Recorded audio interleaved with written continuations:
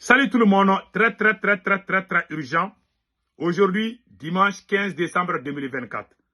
Nous venons d'apprendre que des généraux et beaucoup d'officiers supérieurs sénégalais s'opposent à la fermeture des bases militaires françaises au Sénégal. C'est-à-dire que les généraux au Sénégal ne sont pas d'accord qu'on chasse la France au Sénégal. C'est la première information qu'on vient d'entendre tout de suite, selon le journal Afrique Confidentielle. Deuxièmement, cela veut dire que la France vient d'infiltrer l'armée française. Donc, nous conseillons le président sénégalais de chasser la France le plus vite possible. Après, on va vous donner des détails. La deuxième nouvelle aujourd'hui, les États de l'AES viennent de prendre des décisions très intéressantes concernant les relations entre l'AES et la CEDEAO. Voilà les décisions aujourd'hui. On a aussi appris que l'élection présidentielle aura lieu au Mali. On va faire ça une autre vidéo à part. On parlera bien de ça. On va donner beaucoup de conseils au président Assimi Goïta. Donc, allons-y avec la première nouvelle. La première nouvelle, voilà ce qui est écrit ici. Les généraux sénégalais s'opposent à la fermeture des bases militaires françaises. Selon les informations inclusives d'Afrique confidentielle, un désaccord majeur oppose les pouvoirs politiques et les hauts gradés de l'armée sénégalaise concernant l'avenir des bases militaires françaises dans le pays. Alors que des voix s'élèvent pour réclamer la fermeture de ces bases, l'état-major sénégalais y est formellement opposé. Depuis quand les militaires s'opposent à la décision politique? On a vu ça, hein? On vient d'entendre ça. Si cette information s'avère vraie, ça veut dire que le président sénégalais doit radier ses généraux et chasser la France. Ça veut dire que ces généraux qui s'opposent à la fermeture des bases militaires ne travaillent pas pour l'intérêt des Sénégalais. Ils travaillent pour l'intérêt de la France. Parce que quand la France est chez toi, même au Mali, il y avait des officiers supérieurs qui étaient opposés.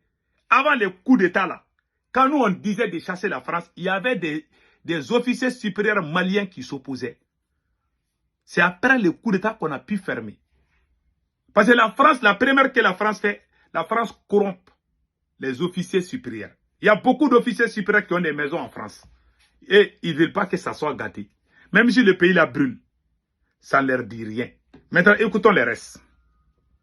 Plusieurs raisons expliquent cette position. L'armée sénégalaise entretient un partenariat jugé très fécond avec son homologue française, notamment en matière de formation, de coopération militaire et d'échange de renseignements. Les bases françaises abritent des équipements techniques précieux qui soutiennent l'armée sénégalaise dans sa lutte contre l'insécurité. Donc pour eux, si on chasse la France, que c'est la France qui leur fournit des renseignements, que c'est la France qui... Ouais, quand on est esclave jusqu'à ce que... Quand on est né esclave, on a grandi esclave, on ne croit pas à la liberté. Même si on parle de la liberté, on va dire non, c'est pas possible. C'est comme ça. Hein. Un État, dans un État, des officiers supérieurs qui disent ah non, si tel pays quitte, on est foutu. C'est grave. De plus, la coopération s'étend. Au-delà du domaine militaire strict, l'armée française apporte un soutien crucial au ministère de pêche en effectuant des patrouilles maritimes conjointes pour lutter contre la pêche illicite et clandestine. Ces opérations menées grâce aux avions français et en collaboration avec la direction de la surveillance maritime sont entièrement financées par la France. Ouais. Ils sont en train de flatter la France. Malgré ce que la France a fait au Mali, ça ne leur donne pas de leçon.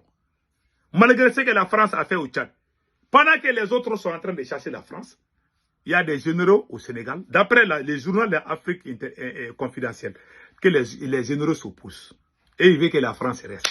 Oui, il y a des officiers supérieurs, pas tous les officiers. Il y a des bons officiers. Il y a des officiers supérieurs qui ne pensent qu'à leur intérêt personnel. Voilà. Donc, c'est ça. En tout cas, le conseil, en conclusion, le conseil que moi je donne au président sénégalais, la première décision, c'est de radier ces officiers. C'est des traîtres. S'il y a des officiers qui ont dit ça, ça veut dire que ce sont des traîtres. Il faut les chasser de l'armée sénégalaise. Sinon, ils vont les pousser contre toi. Hein. Ça veut dire que la France a déjà infiltré l'armée sénégalaise. Et ça, c'est très grave. Depuis quand une décision politique est désavouée par...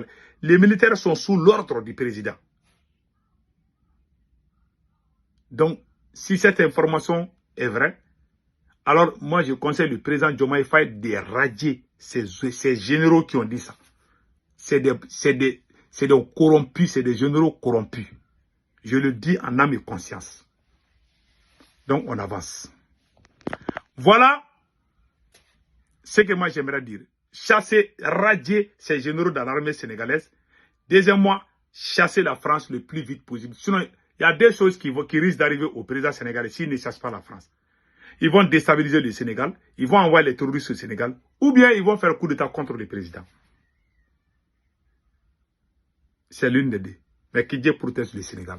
Je suis de cœur avec les autorités sénégalaises. Donc allons-y avec la deuxième nouvelle. L'AES vient de prendre des décisions. Le collège des chefs d'État de l'AES a pris des décisions suivantes. Pas de visa d'entrée, de séjour pour les ressortissants de la CEDEAO dans l'espace AES. Ça, c'est une bonne nouvelle. Je suis d'accord. Pas de conditions pour les ressortissants de la CEDEAO à s'établir dans l'AES pour créer des entreprises et faire du business. Ah là, ok. Donc, ils peuvent venir créer des entreprises ici, il n'y a pas de problème. Tous les véhicules personnels des ressortissants de la CEDEAO entreront dans l'espace AES sans condition. Ça aussi, ce n'est pas grave, je suis d'accord. Tous les véhicules de transport de personnes ou de marchandises rentreront dans l'espace CEDEAO, entreront dans l'espace AES sans condition. Les États de la CEDEAO pourront toutefois refuser l'entrée de son espace à des personnes ou immigrants dangereux. Je suis d'accord avec ça.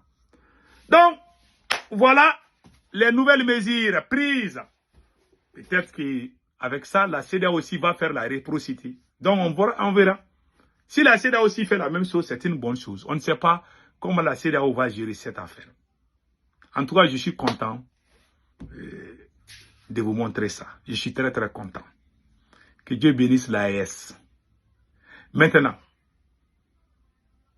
on veut le passeport AES. Parce que tout ce que vous avez dit ici, là, ça existe déjà. Ça, c'est un. Deuxièmement, nous sommes toujours dans la CEDEAO. Pratiquement, nous sommes dans la CEDEAO. Pourquoi? Parce que nous utilisons les passeports. Le Burkina a déjà son passeport. Le Mali n'a pas de passeport. Donc, ça veut dire que nous sommes dans l'AES et nous sommes dans la CEDEAO. Même si on est dans l'AES, on est dans la CEDEAO. Un pied dedans, deux pieds dehors. Un pied dedans, l'autre pied et l'autre côté. On veut le passeport AES. Tout ce que vous avez dit ici, là, c'est ça qui est en train de se passer, non? Ça, c'est ce que la CEDEAO même fait. Donc, c'est copier-coller. Ce que la CEDEAO a dit, on est allé prendre ça et puis on a montré ça aux gens. C'est ce qui se passe. Je ne vais pas rentrer dans les détails. Nous, on veut le passeport AES. Si la CEDEAO fait sa rencontre, et puis, comme on appelle là, la CEDEAO essaie de prolonger le délai de retraite des pays de l'AES, ça veut dire qu'il y a quelque chose qui cloche. Parce qu'on sait qu'il y a eu des négociations secrètes entre certains dirigeants de l'AES et la CEDEAO. Moi, je suis au courant. Je sais où. Mais je n'ai pas parlé. Je vous regarde. On vous regarde. Nous sommes de cœur avec l'AES, mais on doit se dire la vérité. Tout ce que vous venez de dire là, pas de visa, pas ceci, tout ça là déjà ça existe. Ça fait partir de la CEDEAO, non?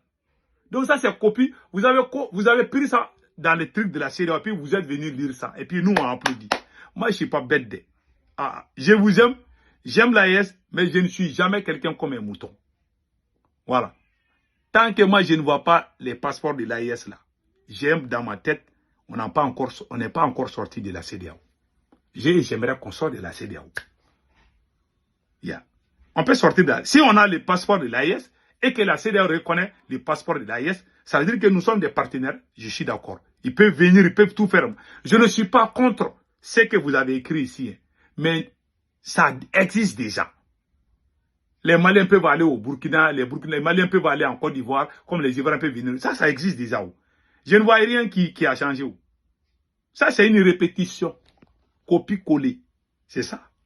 Je suis d'accord, hein, je vous supporte. Mais je ne rentrerai jamais dans les petits jeux là.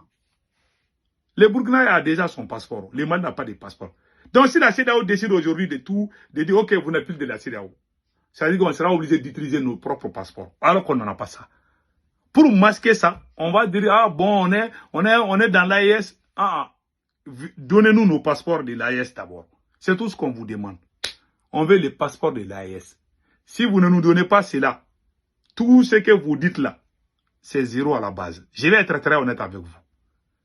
Ça veut dire que nous sommes en train d'utiliser des passeports de la CEDEAO. Et ce que vous-même vous venez de dire ici là, c'est que le collège des chefs d'État de l'AES a pris comme décision. Ça existe déjà dans la CEDEAO. Et c'est ça qu'on est en train de faire. Donc, je suis d'accord, c'est une bonne chose. Mais c'est une répétition. C'est ça tout ça là, c'est ça qui est en train de se passer. Voilà. On a pris des gens qui sont venus des pays étrangers. Comme on a dit ici, au numéro 6, les États pourront toutefois refuser l'entrée de son espace à des personnes ou immigrants dangereux. On a fait ça. On a arrêté des Algériens, on a arrêté des Ivoiriens, on a fait ça. Ça existe déjà.